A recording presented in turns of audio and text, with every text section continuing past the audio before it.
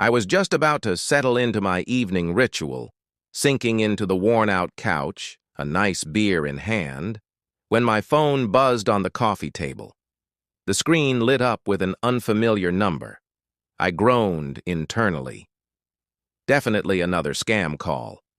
Trying to sell me auto insurance I didn't need or some bogus lottery prize. I almost let it ring out, but something nagged at me. Maybe it was the silence of the house. Maybe it was the way the day had dragged on. Nothing spectacular to break the monotony. So, against my better judgment, I grabbed it and swiped to answer. "Hello?" I muttered, my voice raspy from a long day of barely interacting with anyone. What came through the line hit me like a punch to the gut. It was a teenage boy's voice, loud, piercing, dripping with wrath. Made me sit up straight. "It's me, Liam, your son." "Moms, divorce was your fault and now you need to step up. Pay my child support, my school expenses. Stop acting like you don't owe me anything." My mind went blank, like someone had yanked the plug on my thoughts. My son? What son? I didn't have kids. At least, I didn't think I did. My heart started hammering. A cold sweat prickled across my neck. Was this some kind of hoax? I let out a quick laugh, more confusion than amusement. "Pardon me? Who are you? I don't remember having a baby." Silence. I could hear the kid breathing, heavy, irregular, like he was trying to figure out what to say next. My chuckle must have thrown him off, because when he spoke again, his voice wasn't as steady. Just one word, barely a whisper. "What?" That one word hung in the air, and hit me harder than his yelling ever could. He sounded bewildered, like my reaction had flipped everything he thought he knew upside down. I clutched the phone tighter, my knuckles turning white. Who was this kid? Why did he think I was his dad?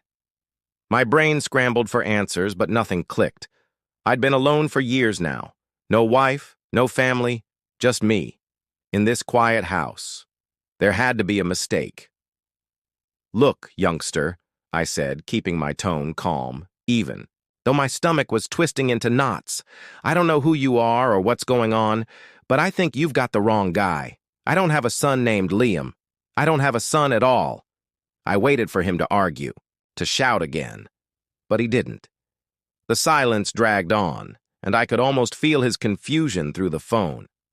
My mind raced back through my past, trying to find a gap, a time where this could have happened. I'd been married once, sure, but that was over a decade ago. Sophia and I never had kids, or, so I thought. Could she have hidden something from me? No, that didn't make sense. She'd wanted a family. I was the one who dragged my feet. That's why we drifted apart. "Liam?" I murmured, trying the name out loud. It sounded strange, like it belonged to someone else's life. "Are you still there?" Another beat of silence, then a trembling breath. "You're lying," he said. But this time, he didn't sound angry. He sounded frantic, like he was holding on to something he wasn't, ready to let go of. "My mom told me about you," he continued. "She said you're James. James Carter. That's you, right?" My blood ran cold, all over again. That was my name. How did he know my name? I stood up from the couch, pacing now, my beer forgotten on the table. "Yeah," I admitted, my voice tight. "That's me, but I still don't know what you're talking about. Who's your mom?" He hesitated. I could hear the gears turning in his head. "Monica," he muttered eventually. "Monica Evans." The name crashed into me like a freight train. Monica. I hadn't thought about her in years, not since everything blew up with Sophia. She'd been my secret, my mistake, the woman I'd kept on the side, while I was still married. But a kid? No. That couldn't be right. We'd been careful, hadn't we? My legs felt weak. I sank back onto the couch, rubbing a hand over my face. "Monica's your mom?" I asked, needing to be sure. "Yeah," Liam snapped, the edge returning to his voice. And she told me you're my dad, so don't try to weasel out of this. I wasn't trying to weasel out of anything. I was just lost. If Liam was Monica's son, and he thought I was his father, how old was he? 14, maybe 15. That would line up. Back when I was still seeing her. But she never told me she was pregnant. Never said a damn word. Or had she? Had she told me, and I just ignored it? I tried to think back, but those years were a blur. Lies, excuses, running from responsibility. Liam, I said, my voice firm, even though I felt like I was breaking apart inside. I'm not saying you're wrong, okay? I didn't know about you. If you're actually my son, this is the first time I'm hearing about it. He didn't respond right away.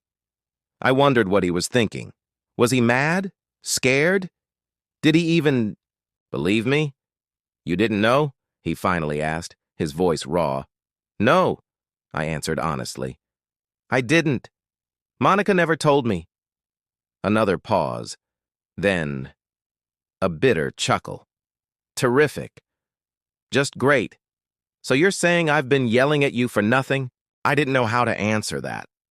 Part of me wanted to laugh just to break the tension. But this wasn't funny. This was a mess. And I was right in the middle of it. Listen, I said, leaning forward as if he could see me over the phone. I don't know what's going on. But I'm not going to hang up on you. Tell me what you need. You mentioned child support and school costs. I heard him sniff. He might have been crying. Yeah, he mumbled. Mom said you owe us. She said you left us high and dry after the divorce. I froze. Divorce? Monica and I were never married. What had she been telling him? I pinched the bridge of my nose, feeling a headache coming on. Liam, I said carefully, I need you to slow down. Start from the beginning. What exactly did your mom tell you about me? He took a long breath, and I braced myself. Because I knew this call had already turned my night upside down, and I had a feeling. It was only the beginning. I could see it in the way her shoulders tensed, the way her breath caught for a short second. Of course, she echoed, her voice softer now, almost incredulous. So you knew he was married? And you didn't care? Monica cocked her head, examining. Sophia like she was a puzzle. I cared, she remarked, but not enough to stop. James made it apparent he wasn't happy with you. Why should I feel terrible about it? I wanted to sink into the floor. Sophia looked at me, her eyes flaming with a mix of hurt and rage. Is that true? She questioned. Did you tell her I made you unhappy? I opened my mouth to deny it, but the lie wouldn't come. Not exactly, I said, fumbling. I don't know, I vented sometimes. It wasn't about you, but it was a weak defense and she knew it. She shook her head and turned back to Monica. So what was the plan? She questioned. You two just keep this going forever? What about your baby? My head snapped up at that. Kid? What kid? Yet Monica didn't skip a beat. She laughed, a low, dry sound that made my skin crawl. Liam, she remarked like it was a joke. Oh, he's mine, not James's? You think he truly wanted kids? No way. Liam was a serendipity. Just happened one day and I figured why not? James didn't sign up for that. My mind reeled. Liam. The name didn't mean anything to me then, not like it would later, but hearing it slip so casually from Monica's mouth threw me. Sophia gazed at her, then at me, her face a mask of surprise. You have a son? She asked me, her voice cracking. No, I stammered, turning to Monica. What are you talking about? You never told me you had a kid? Monica rolled her eyes. Didn't think you'd care, she claimed. You were quite clear about not wanting a family. Sophia's hands clenched into fists on the table, and I could see the pieces coming into place. For her? You told me you loved kids, she said, her voice breaking. You sat there and let me talk about having a baby, and all this time you had one, with her. Was that a lie too? I didn't know what to say. I hadn't known about Liam, not until that moment. But the damage was done. Sophia, I didn't, I began. But she cut me off. Don't, she said, her voice loud again. Just don't. She turned back to Monica, who was watching us like this was some kind of spectacle. How old is he? Sophia asked. 14, Monica said, sipping her soda again. Good kid. Takes after me. The math hit me like a stone. 14 years. That meant Monica was pregnant while I was still with her, while I was still married to Sophia. I hadn't realized. I swear I hadn't. But it didn't matter. Sophia was looking at me like I'd stabbed her in the back. And in a way, I had. You didn't even tell me, she whispered. You let me believe we could have had something, and you were building a whole other life. I reached for her hand, desperate to fix this, but she pushed away. I didn't know. I said, imploring now. I swear, Sophia, I didn't know about him. She didn't answer. She just stared at me, her eyes full of grief, and I understood. My silence all those years had spoken louder than my words ever could. Monica leaned back, smirking again, and I realized right then that this meeting hadn't just damaged Sophia. It had shattered whatever remained of us.